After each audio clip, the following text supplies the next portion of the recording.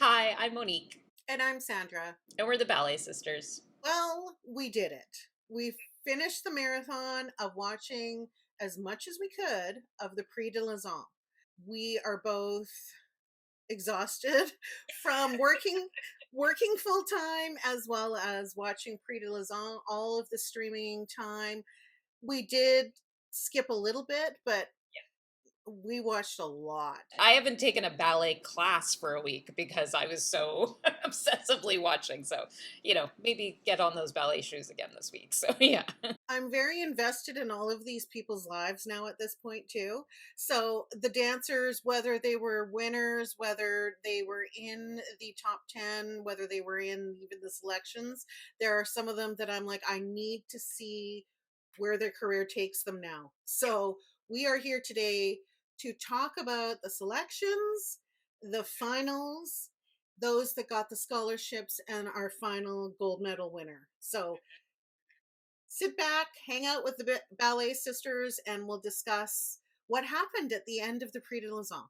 Our big winner this year was number 214, YounJae Park. He's from Korea, and he was somebody that we definitely both saw in those first classes that we watched and stuff. He really stood out, especially in that age group.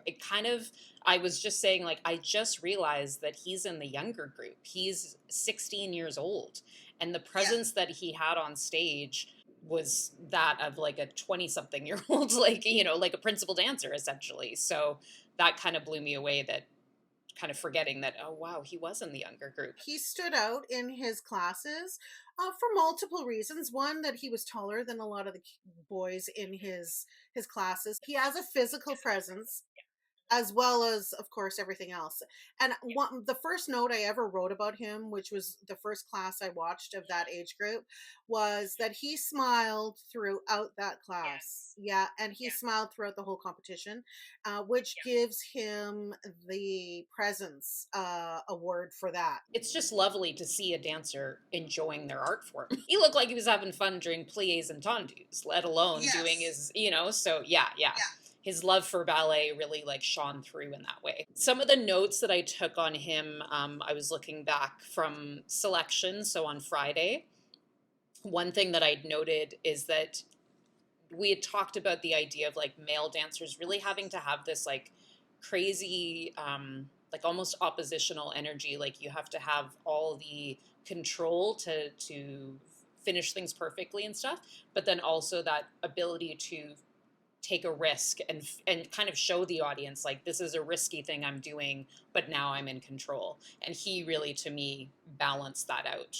It had that feeling of He like, did. ooh, what's going to happen, how many turns is he going to do, and then also ending it perfectly. And as an audience member, Sandra was talking about that earlier, that like feeling of like calm. It's like you're just Yeah. comfortable with watching them. His choice, a variation for his solo, was very intense. It was probably, for the classical variation, probably the most, it's hard to say, a lot of male variations are very intense, but it was perfect for him. And again, there were most of the dancers in the finals, their variations suited them perfectly. I didn't actually love that variation very much. It wasn't like in my top kind of thing, variations or anything, almost because maybe it was a little too like flashy kind of. Yeah. But then seeing him do it, especially during the finals, like that's the only time I've really loved that variation, was when he did it. I put like it blends power with subtlety. Like he had these subtle little extra little flares of movement that I was like, oh wow, I didn't even notice that in the other dancers. I was gonna say I watched some of the finals with my 21-year-old daughter, who's not a dancer. While he was doing his solo, she asked me what ballet this was from, and I had told her, and I told her it was about French Revolution, which is similar to Les Mis, and she said, "Oh, that makes sense based on the intensity and the strength in the variation, and that explains it for her as a non-dancer. She could feel it through the TV how intense and strong it was, and that he was conveying what should have been conveyed based on what it's from. It feels like he's dancing to inspire us to like be Yeah. in the French Revolution. Like, you know, it's like Yes. sign me up, I'll come with you, you know, Yeah. and like I can, and again, like I know Les Mis quite well, and there's a, you know, a lot of scenes where they're all kind of sitting around together trying to like get each other inspired, and like that made me go, oh yeah, like that's part of the story, kind of like I was Yeah. there in the moment with him trying to rally his friends to do some big thing, to do this revolution. Embodied what he needed to. We're going to add in a few clips of some of the dancers that we're talking about today. So here's a little clip of his final performance.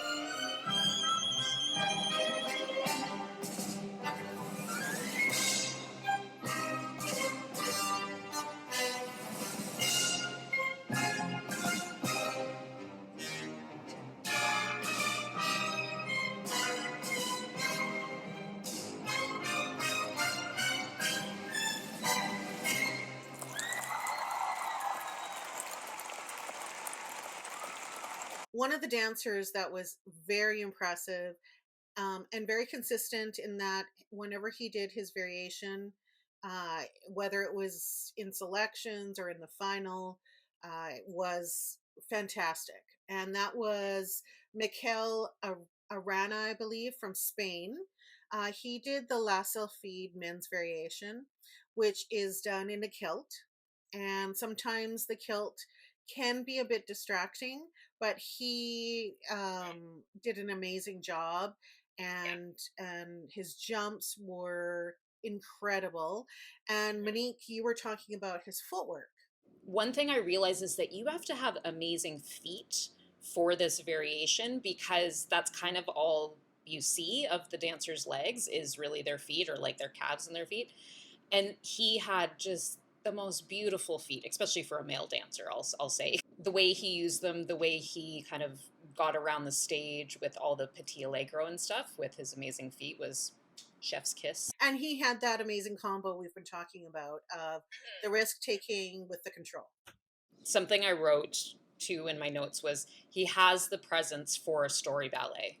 Like it was like Yes. I watched that and I was like, okay, so go on to the next act, right? Like it's like Yeah. he could have done James for me for the whole ballet. Amazing presence, and he has like such a bright future, I think, in ballet. So mhm. One of the girl dancers that I really loved was 118, Yuzuki Yamatani.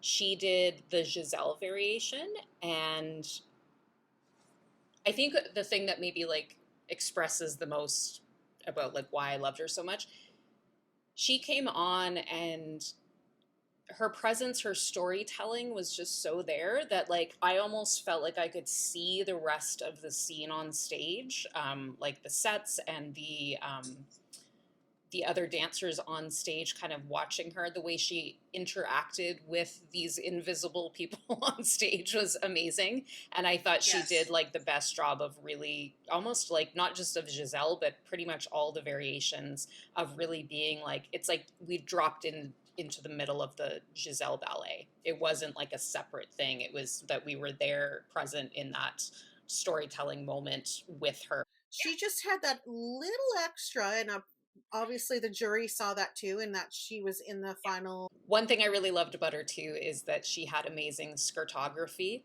The way she held her beautiful romantic Giselle tutu and just played with it, and it had this beautiful flowy quality that felt very natural. We love propography, skirtography. all the other ographies. But it's such a huge part, and like again, that I think that's what drew me into the idea that like she was living a life on stage and we were just invited in to watch it, because all her movements, including her skirtography, was so genuine and real. She could have been in a company doing Giselle right there. For her too, like even within the piece, she did a little bit more like miming than some of the other girls did.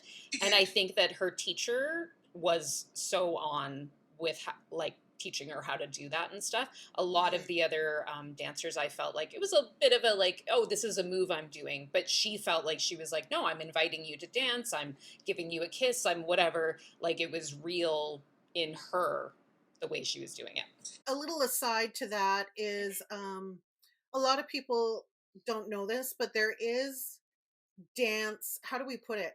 There are dance moves that are interpreted as, because of course we don't talk in ballet. There are ballet moves that are interpreted as speaking. This means dance. So if you Yes. see dancers being like, oh, come here and do this, this means like, come, let's dance together. So that's what we're talking about when she was doing very well with her miming. So that's a little aside if you didn't know that. One of the dancers that I thought really peaked at her finals performance. Her technique was amazing, but also just the way that she drew us into her performance. It was number 314, Hanxi Wang. She's from China, and she did the Ramonde variation, which I fell in love with somebody that did the Raymonda variation last year, and it's like that's kind of the standard in my head of what that variation can be. And I didn't feel like anyone was really bringing it until I saw her do her final performance. And she brought the emotion of that, which is why I fell in love with it last year. She brought the emotion from the moment she stepped on stage. I felt like she really drew us into her emotion and drew us in as an audience. That piece really starts slow and it has this like feeling of longing to me, like everything is so suspended, and then there's this bright little part at the end, and she really drew us into those moments, and I felt like I kind of understood the variation more on that emotional sense watching her do it. It's a beautiful variation, and when it's done at the level that she did it, it's just transfixing to watch. One dancer that really caught my eye, even during classes, and I believe I talked about her maybe in our last video, was I believe it's Zio Ahn. She's 16 and from South Korea. Her variation, she did the Dalib suite variation, which we had not seen before. And I really didn't know much about it. But when she was on stage, she did a beautiful job. Her costume was gorgeous and moved beautifully with her. She has a beautiful long neck and she is very capable and knows how to use it and how to use her upper body to tell her story. One thing I noted for her was that she was purposeful with her movement. Just really feeling like everything, like I know exactly where I'm going to put my foot. I know exactly like how this turn matches with the music, things like that. She was just so on it. I felt like she had listened to that music a million and one times and just had rehearsed her piece so well so that it felt like it was no big deal kind of thing. She came on and it was like, of course it's going to be perfect because I've rehearsed it so much. So she did an amazing job. And I think it was, yeah, the first time that we really were like, oh, this is a neat variation. I like this variation. It makes sense to me now after watching her do it. So A plus. One of the dancers that I really enjoyed was Hono Hamasaki from Japan. She was in the younger girls group and she did the Awakening of Flora, the girls variation.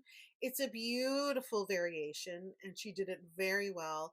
The costuming for that variation is gorgeous with the white, I would say like a romantic tutu with the red flowers on it. It's gorgeous. And Monique and I were just saying we want to go and do a little bit of a research on that ballet. I've never seen The Awakening of Flora, so now I'm intrigued after seeing this variation. But She did a very beautiful job.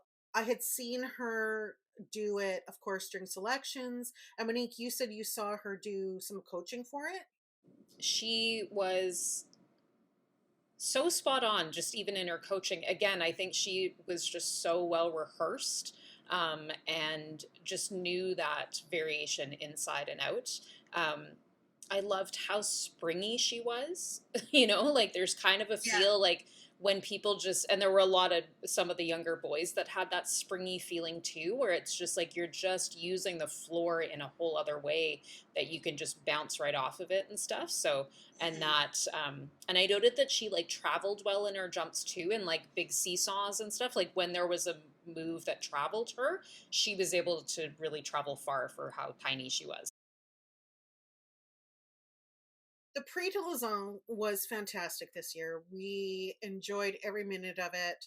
We did our deep dive that we wanted to do. I think we are more than happy with how we watched it, how it went. We're thrilled that the winner was someone that we had really been rooting for. I mentioned this to Sandra yesterday that there was a moment during watching the finals when he finished his variation where I was like, I think he's gonna win. There was nobody really that had like jumped out at me like that, but when he finished that final performance, I was like, I have a feeling. So yeah, Yeah. didn't it was he was deserving of it, and it made sense. Yes. Yeah. So congratulations to all of the dancers that were, I think there was a total of 84 of them. Congratulations for even being picked to be part of this week, and those that went through into the finals, and then of course those that ended up with scholarships or and or some of the awards. So we're thrilled for them. We're excited to maybe see what they end up doing with their careers. And so it was a fun week, wasn't it? It was amazing, yes.